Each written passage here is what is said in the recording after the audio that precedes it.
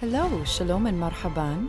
You're listening to Yalla, the podcast which works to combat lies, confront misconceptions, and hopefully, if I've done my job, challenge you to think deeper about things.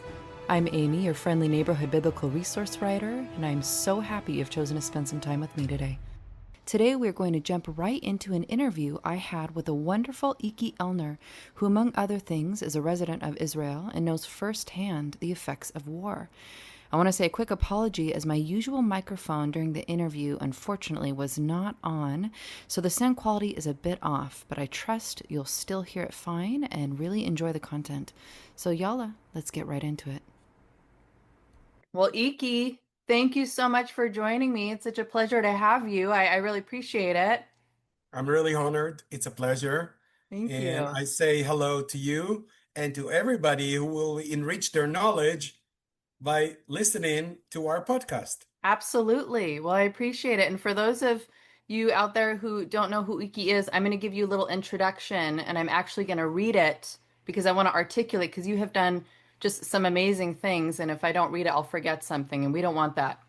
Thank So, you. by way of introduction, Iki Elner, and did I say your last name correctly, Elner? Yes, Elner, Okay, by the I way, always means the candle of God in Hebrew. perfect. Yes, I love it.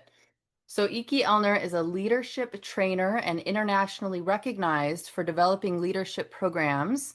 He is the founder of the Israel Leadership Institute, Israel's most advanced leadership school. About a year ago, his book, The Last Year of My Life, was successfully published in the USA. Since 2008, he also served as a special envoy of the Israeli government in Knesset and brings the voice of Israel to hundreds of churches across the USA. And I feel like I've only scratched the surface. So But that's can you fine. That's good can enough. you fly as well? Like, can you? One of the reasons I was very excited to have you on the podcast right now, Iki, is particularly in the West, there's this narrative, and I hear it, I feel like everywhere on social media, we hear it on in the media, and it's really affected from Hollywood to campuses to, it feels like it's just everywhere. We're being inundated Yes. with our perception of what is happening in the war, of what we think is happening. Because, we saw a 30-second TikTok clip, or we saw a 10-minute TED Talk over here of what people are perceiving is happening in the war, particularly obviously in Israel. Yes. But the truth is, the vast majority of us don't know what it is to live in a country or in a society that has been at war. So can you speak on the fact of really the difference between, the perception of what is happening versus, what is really happening right now? Right. And that could be a great opportunity to talk in people's level, okay? Hmm. In our eyes level, and not talk politics and big slogans and so on. Yeah. So there's the nation of Israel that lives in a state named Israel Hmm. that was officially recognized by the United Nations back in 1948. That's so many years ago, 75 years ago. Hmm. And still, through those 75 years, people who live in Israel, like me and my parents and everyone else who are ordinary people like everyone in Texas, in Minnesota, in France, or in Norway, Hmm. for 75 years, we are haunted by our neighbors who do Hmm. not accept us. And they attack us all the time. They simply don't accept us. Hmm. Are there breakthroughs? Yes. We have a peace agreement with Egypt almost 35 years, okay? We have a peace agreement with Jordan. I mean, those are our neighbors. Hmm. But there's so many neighbors around us that hate us for Yeah. no reason, just because we are Israelis, just Hmm. because we are Jews. Now, Hmm. imagine living in a country where you walk all day knowing that you want to be joyful, you want to do your job, you want to do your career, you got your kids, you want to take them to the park, and there's always a threat of war. Hmm. And you know how much complicated it could be to see the political situation and to understand war is war, and we did not engage in war with our neighbors. Our neighbors are the ones who don't accept us. Again, leave the political side. I don't want to live in a world, well, people hate me. Why? It's my country. I live there. It was recognized by the United Nations. Hmm. We have a relationship with people, nations, and countries all over the world. Hmm. And only our neighbors hate us. They never accept us. Neighbors that are not bordering us even, but they're part of the Arab world. Yeah. And it's like, I don't know, it's like a clan. It's Mhm. like, I don't know, that if one of them hates us, all of them are behind him. Right. Why? I'm a human being. There's something I can give to you. You can give something to me. We can exchange. So, speaking of the current war, look, people have to wake up from all those slogans and all those stupid ideas that they can control wars. You cannot control a war, Yeah. okay? Hamas engaged himself in war, Mhm. by the way, with millions of people in Gaza, millions of Gazans clapping, chanting, dancing in the streets because they massacred 1,200 civilians, Yeah. among them babies, pregnant women, Mhm. old people, Holocaust survivors. You can imagine in what age they are if they're Holocaust survivors. Now, they engage themselves in war against us. So there's a war. And now everybody comes and tells us, oh, don't be so hard on the war. What? What are you talking about? Yeah. Like, I remember I was a boy, but I remember some of the pictures coming from Vietnam at the Vietnam War, okay? Mhm. Nobody accused America for being an Too aggressor or harsh. for being Mhm. bloodthirsty or Mhm. anything like this. A Mhm. war is a war. This wasn't even thought on American soil. This was in Asia. Mhm. Protecting American interests, yes, it was important for America to be involved there and to protect South Vietnam, which was their allies, and that's how Mhm. allies work. Fine. We're fighting our own war on our own soil. Yeah. Who thinks they can tell us that we can control it? Did anyone tell the Hamas to control their massacre Mhm. on October 7th a Mhm. year and a half ago? So I Mhm. don't understand this. Yes, they're troubling and very saddening pictures coming from Gaza. Mhm. Yes, civil population is being hurt, but I have two very important remarks on that thing, civil population being hurt. Number one, those are the same people who collaborated, cooperated, and supported Hamas. Those are Mhm. the same people who chanted in the streets when they saw some of the hostages that were kidnapped by the Hamas, dead, by the way. They even kidnapped bodies, Mhm. bodies of dead people. Why would you do that? What is wrong with you? Mhm. Those people were chanting in the streets when the Hamas terrorists were coming back from Israel during the massacre with bodies Yeah.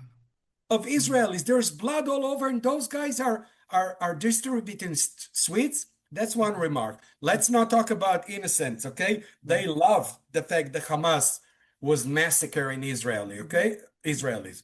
Number two, they are the ones who support Hamas politically. Mhm. Hamas is the ruler of Gaza. Yeah. It's totalitarian. It's a terrorist organization. There are no elections. There's no democracy. If you're not part of a Hamas, you're not considered a real citizen. Your life is worth nothing. The Hamas have killed their own PLO brothers and sisters, if I can call it like this. So Mhm. they blame us for what we're doing. It's a war.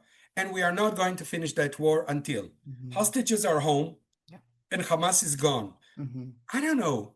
Maybe let's think about someone who lives in Cleveland, Ohio, okay? Mhm. And there's a terrorist military coming into their city, trying to conquer Cleveland and killing 1,200 of people who live there, innocent civilians. Yeah. Now, say Cleveland, the sheriff, the police, everybody is fighting that army or military or militia that came to Mhm. Cleveland trying to destroy it. Can Mhm. you imagine someone in New York or in Austin or in Dallas or in LA telling the people of Cleveland, stop the war before you get rid of that gang that almost killed everybody there? No. What are we talking about? Yeah. So, what is this hypocrisy? We are Mhm. engaged in a war that we didn't start, and Mhm. people tell us what to shoot with? Mhm. Seriously? We need to Mhm. kill the Hamas people. We Mhm. need to kill them because they're terrorists. Mhm. It's a war. So Correct. someone wants to tell me not to use a rifle. What do you want me to use, a knife? Mhm. It's so ridiculous. It's one of those things that to me is so fascinating because you talk about the hypocrisy, and one of the arguments people go is they say, okay, well, let's say someone came into, let's say we were at war with Canada and Mexico. Let's make this, Yes. the US, and the equivalency would be much more than 1,000 people, Oh, right? yeah, Because of the population. I mean, we're absolutely. talking about maybe hundreds of thousands, or Yes. and we're at war. And they take our people captive. We're talking about, brutal, brutal murder. Yes. There was no warning. There was no, anything for us to know. And then we go, okay, well, how should we respond to that? And I've heard different people say, well, what would you do? Throw rocks at them? Like, what would you do? Tell them, no, no, we don't do this? Of course not. You wouldn't do that because it would be war. That's initiating a war, and you care about the individual people and you want to bring them back. And it's always so fascinating to me, the different responses, because typically people will go, well, they don't really have an answer for it. Of course not. Of And to course not. me, in the macro of that really speaks to what to me is scary, because really what we're having in the West is people are believing completely blindly this narrative. It really is a narrative that is being purported through social media, through the media. We're not checking, we're not fact checking, right? We're just saying, No, oh, that's how it no. is, of course. And we're going to march and we're going to say, Israel bad and all this. But I go, whoa, whoa, whoa. But, you know, to be quite blunt and frank, if I were to go, okay, go show me where Gaza is on the map. They don't even know Show where me it is. where Israel is. Show me They where chant, Jordan is. they chant from the river to the sea. They don't They even know that it's the no. River Jordan. I know. By the way, you know why I they don't know. know? I'll tell you why they don't know. There are three reasons. Number one is because they're foolish enough to go to demonstration not knowing what they're demonstrating about. Yeah. Number two, because they don't go to church. Had they Hmm. gone to church, they would have known that the Jordan River is sacred both to Christians and Jews. They would Hmm. have recognized the name. They know Amen. where it would be on the Israeli map. Okay. Yeah. And the Yeah. third reason is because the education system is so focused today. Actually, it's not focused at all because it focuses on being not focused in America. They accept all kinds of trends that I would call them culture fashion trends. Hmm. Let's learn about that. Let's learn about this. All these diversity things, which could be okay if they are presented as enriching your knowledge, but Yeah. they have become the mainstream. Nobody learns mathematics, American Hmm. history, Nope. nothing. And then Mm-mm. all you need those kids is to watch stupid TikTok clips, and they think that this is the truth. Now, does America or Israel engage themselves in producing TikTok clips to educate people? No. But do you know who does it? China, Russia, Qatar with millions, Hmm. Arab countries with millions, Muslim Brotherhood with millions, Hamas with millions. Yeah. They produce those TikTok clips, and we don't fight them because we don't think we should educate people through stupid clips. We Hmm. think that we should go to school, sit in class. Of course, you can do also distant learning, all kinds of things that have evolved, fine. Yeah. But you should be in school, and school should give you knowledge that will enrich you, prepare you for the future. Yeah. Those guys chanting from the river to the sea don't even know that it's the Jordan River Hmm. and where it is on the map. So Hmm. I'll tell you one thing because, you know, the bottom line of this question of what do you say about the war? How do you handle the situation with the war? I'll tell you, nobody in Israel likes wars. We do not like wars. Hmm. There's a prayer we say always when our kid is bar mitzvah at the age of 13 and has the bar mitzvah ceremony. Hmm. There's always a prayer we say that when you will go to the military, there will be no more wars. My parents prayed over me this, and everybody's praying for generations, and it keeps on being wars. Why? Because we're attacked all the time. We don't attack others because we feel comfortable or we want to have fun. And another thing, Israel is a tiny little country. It's about time that people will stop thinking about magnitude. What makes us big is the spirit, is because we believe in the Bible, we believe in values, and we believe in protecting our lives, okay? But Absolutely. besides this, Yeah. It's the size of New Jersey. There's Right. hardly 10 million people Right. living in Israel. Out Yeah. of them, 8 millions are Jews who serve in the military. They all have to serve when they're 18 years old, men and women, okay? And then there's 2 million Arabs living with us, citizens of Israel, who are not asked to serve in the military because we didn't want to put them in a situation where they will be in a battlefield shooting at other Arabs. So Mm-hmm. we had the senses and the goodwill to tell them you're exempted from the military. Mm-hmm. How many people do you think are serving on a regular basis in the Israeli military every given day? Those 3 years that you have to serve in the military. How many? 125,000. Do you think this is good enough to protect the country? No, there's another bulk of about 500,000 men and women who are in reserve, just like you have the National Guard here, Mm-hmm. okay? Those are reserve. And when the war starts in Gaza, those 500,000, not all of them in one time, but about 250,000 to 300,000 leave their homes, whether they have a wife at home with a kid that was just born, whether it's a female officer in reserve who leaves her husband with the kids. He doesn't even know where the milk is at home or whatever, stuff like this. And they spend 1 year and a half with small intermissions, small breaks, 1 week here, 1 week there. They leave everything behind, their families, their shops, their businesses, their careers. They lose they lose everything. Yeah. People think that we enjoy it. Yeah. There's one thing: release the hostages, and to the Hamas, excuse the my language, and to the Hamas, get the hell out of Mm-hmm. here, and then Right. there's peace. Right. We don't want Gaza. Yeah. We pulled out of there. It's another thing that all those young Thank you for addressing brainwashed that. people Yes. don't know. Mm-hmm. We pulled out of Gaza in 2005. Mm-hmm. Why did they attack us after 18 years? We pulled out. Everything's Mm-hmm. fine. They have an open border with Egypt. Everything is fine. There's no siege. And all those stories about siege, everything was open. Yeah. So Yeah. finalize it, there's people in Israel, there's lives, there's human beings, just like in Texas, in Minnesota, Yeah. in New York, in Louisiana, Yeah. in the West Coast, everywhere. Those people want to wake up in the morning, go to their work, take their kids Correct. to school, Yeah. enjoy as much as they can from life. So stop blaming us, I say to all of those brainwashed, because you don't know anything of what's going Have on. no clue. And I'm so glad you brought up that point because it's almost like we have treated the war, um, in a sense, and really pe the people of Israel like a caricature. Like Yes. we don't realize, we don't think about the fact that they're waking up. They're drinking their coffee. They're taking their kids to school. They're going to work. They're living life.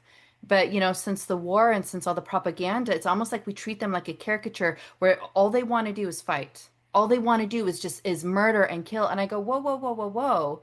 You know, these are people that want to live just like you're living, just doing the things that you do. And furthermore, the other question I have is, and I've heard this, and you've kind of spoken a little bit on this, but the idea of if Israel were to put down their weapons, if they were to stop fighting, if they were to stop defending the country, what would happen? Oh my gosh. So, What would happen, Eeki? so we have almost a 35 years old peace agreement with Egypt, okay? Mhm. If anyone would like to Google the peace between Israel and Egypt, they will find out most of the results will come saying it's a cold peace. The Egyptians hate any cooperation with the Israelis. Mhm. The Egyptian government and the Israeli government are very good in their connections, Mhm. and the militaries are coordinating together, to keep both Egypt and Israel from terrorism, okay? They Mhm. understand the importance of peace, okay?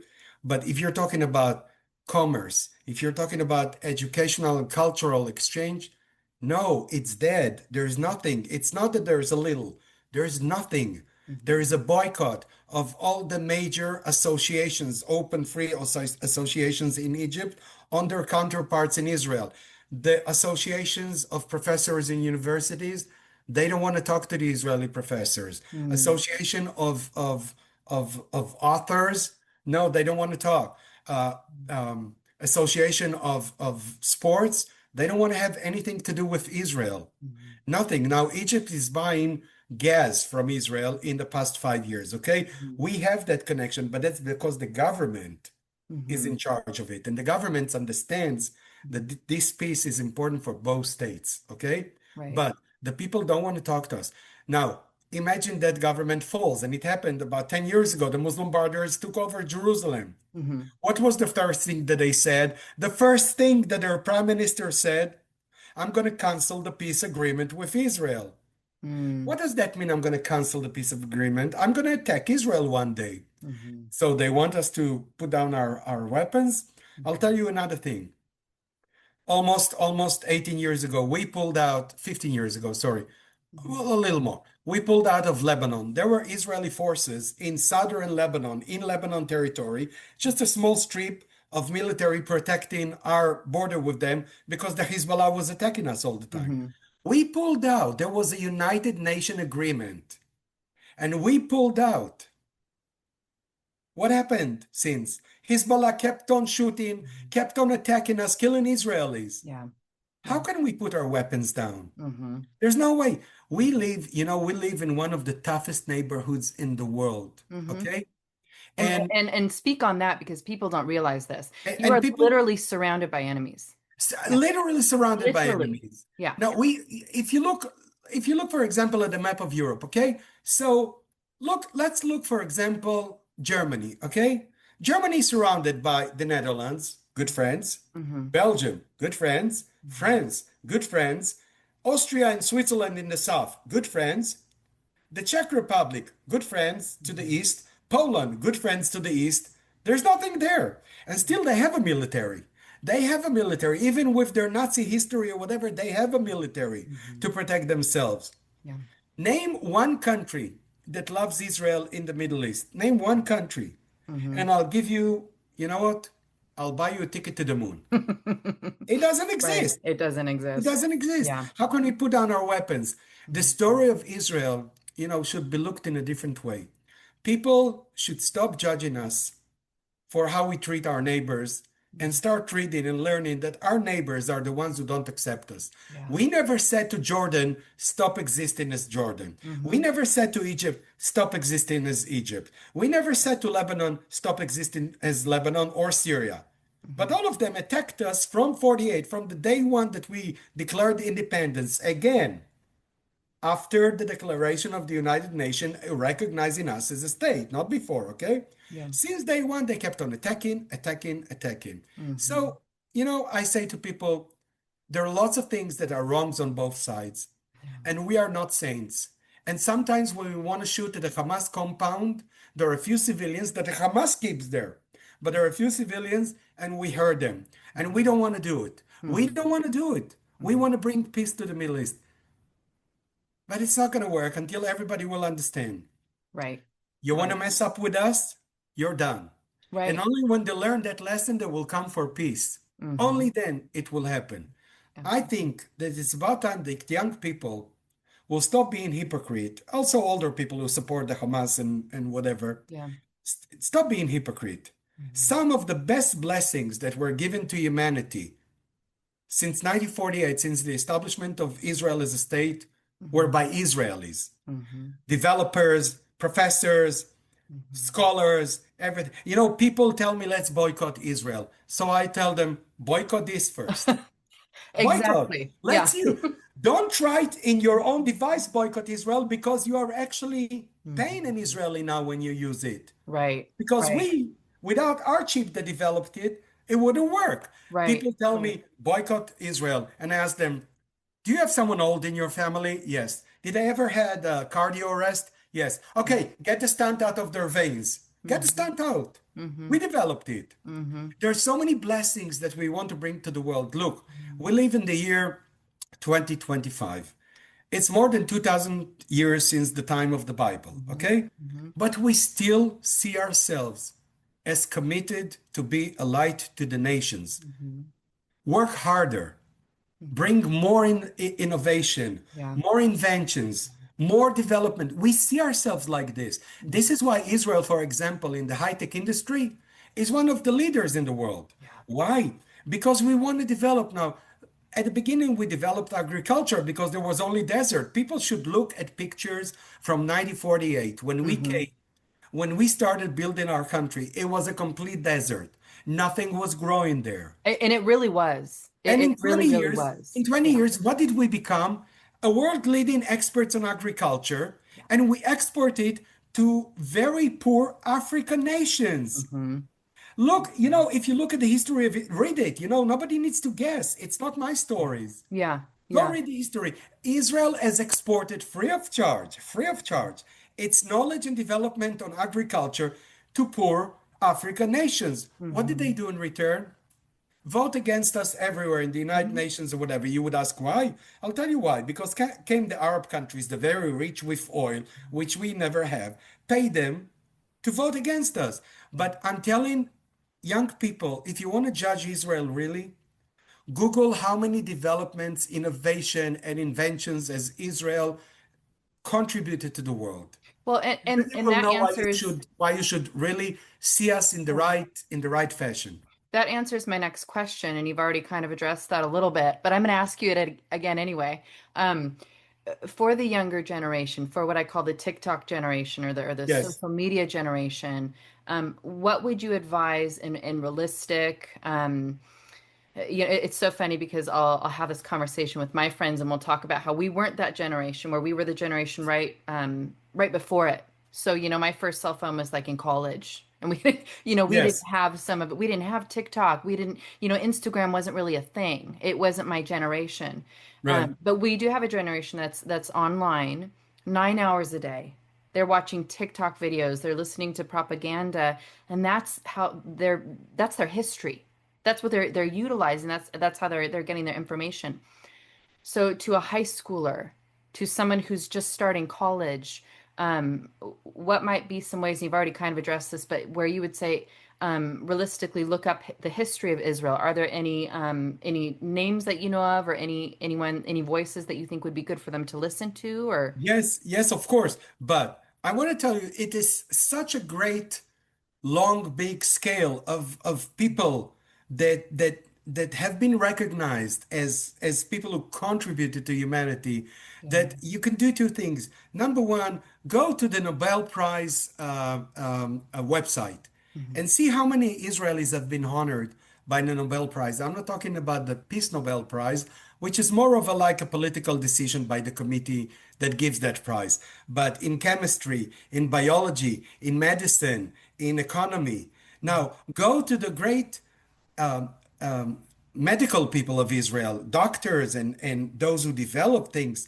These are developments that have contributed so much to the world. And I want to say one thing, by the way, because I had that conversation with a young person. I'm in Alabama. I'm going to have a big Bless Israel event in a church in Hmm. 2 days.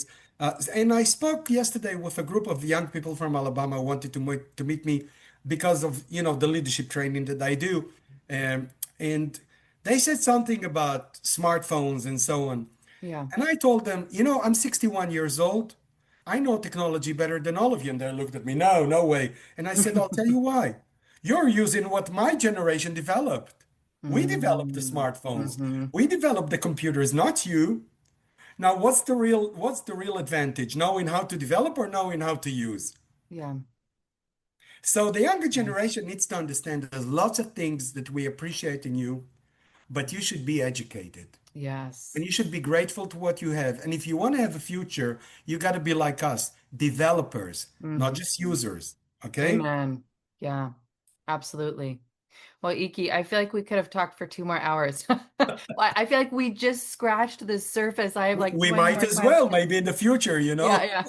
I'm just kidding. I'm just But kidding. but I want to thank you so much. I think we're just about out of time here, but just for coming on and speaking and just I've heard a lot of these things, but even for me, it motivates. It helps bring to light the truth of what's happening, and hearing that. And my prayer and my hope is that people will hear this and they will be motivated I to hope so. research I and, hope and to so. look into history. And it's so crucial. We have I, got to I stop. have taken on myself, this is not my profession. I do leadership training. I love doing leadership training and developing new leadership training methods and new programs and so on. But I've taken on myself to speak for Israel as a human being. I'm not a political envoy. I'm not a politician. Um, I keep my political views to myself. in Israel and so on.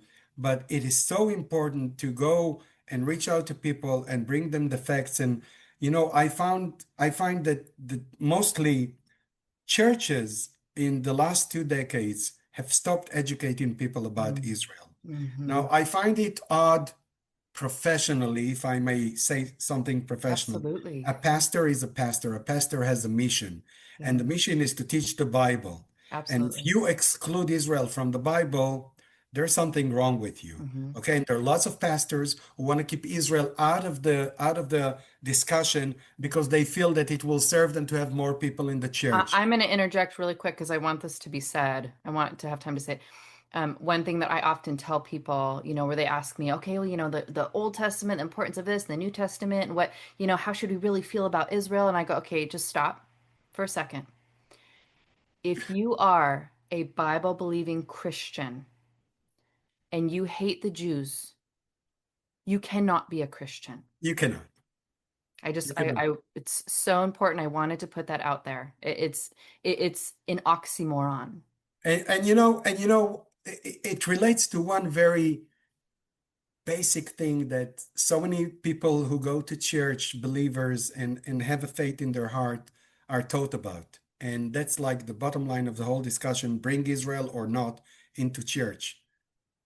And I don't want to say I don't want to judge pastors for this, because I want to judge pastors for this because they're doing wrong. But I'll tell you one thing. Everybody is waiting for the coming. Everybody is dreaming of the kingdom of God. Everybody is reading Revelation. Mm-hmm. Everybody is saying, we want the Messiah to return. Mm-hmm. We want the kingdom of God. The end of the days is a major issue in every church. Actually, it's a basis for teaching today's behavior so that tomorrow will come. Okay? Mm-hmm. And I always ask in churches that I speak, the first question that I ask everybody after maybe saying a few introduction words, I ask, have you all read Revelation? Yes. You know about the vision of the end of the days, right? There's going to be the war, 7 years and 7 years. Where is it going to be fought? I Israel. know where this is Okay, going. fine. They say Israel, the land of Israel. And Mm-hmm. I say, and who's going to fight that war? Mm-hmm. Isn't it us, the Israelis? Who's Mm-hmm. going to fight it? People from Oregon, people from Norway, people from Italy? They don't live in Israel. Right. When the Bible was written, it was the Jews who lived in Israel, and now they returned and live in Israel. Mm-hmm. If Revelation Um, is to happen, if the vision of the end of the days is to happen, we are the ones you should stand behind, not against us. And if you don't know us, 100%. if you don't love us, you're doing something wrong. Mm-hmm. That's why it's important for me to 100%. go to churches and explain it, because many times the pastors just don't explain it. Yeah. And we need to be in one line on this. We want the kingdom of God. We Mm-hmm. should work together. Yeah. That needs to be, I think, my next topic is things that we are neglecting to teach in the churches.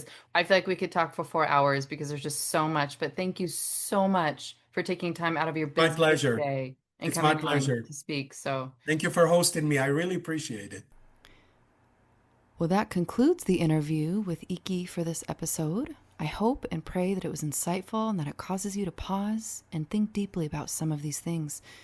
As Eeki stated, beyond the political agendas or that of social media, war is not something that, particularly the people of Israel, crave. War is not something that anyone should crave. But when faced between total annihilation, when faced with an evil that requires it, it would be wrong not to engage. And if we're honest with ourselves, which of us, when our family's being attacked, wouldn't? Should we expect perfection from either side? No. But far be it from us to judge an entire nation that has been under attack, not just recently, but since the very beginning of the birth of their nation. So that wraps up our time together for today. So Yalla, keep asking questions, seek the truth, and allow yourself to pause and think deeply. And until next time, know that you have value, were created for a unique purpose, and are deeply loved by God. Salam and litrot. We'll chat soon.